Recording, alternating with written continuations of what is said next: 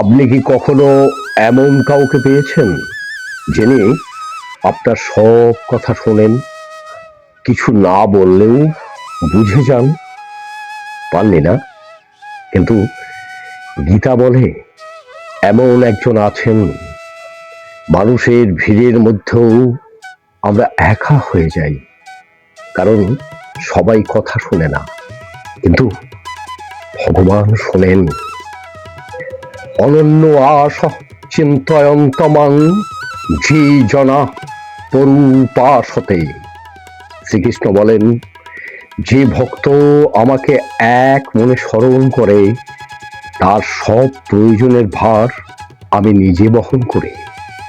ভক্ত ভাবেন, ভগবান কি আমাকে দেখছেন? কিন্তু ভগবান বলেন, আমি তোমার দায়িত্ব নিয়েছি। God text care. এই সম্পর্ক এই সম্পর্ক ভয় দিয়ে তৈরি নয়, এই সম্পর্ক নিয়ম দিয়ে বাঁধা নয়।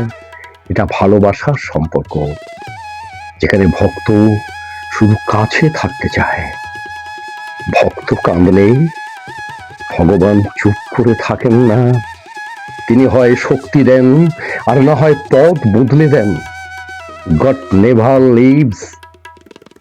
এই সম্পর্ক যদি আপনার হৃদয় ছুঁয়ে যায়, তাহলে ভিডিওটি লাইক করুন, আর এমন গীতাভিত্তিক ভিডিও পেতে চ্যানেলটি সাবস্ক্রাইব করুন। দেখুন দেখুন যে সত্যিকারের ভক্ত, সে অহংকারহীন, ক্ষমাশীল এবং সবাইকে আপন মনে করে, কারণ সে ভগবানকে সব জায়গায় দেখে।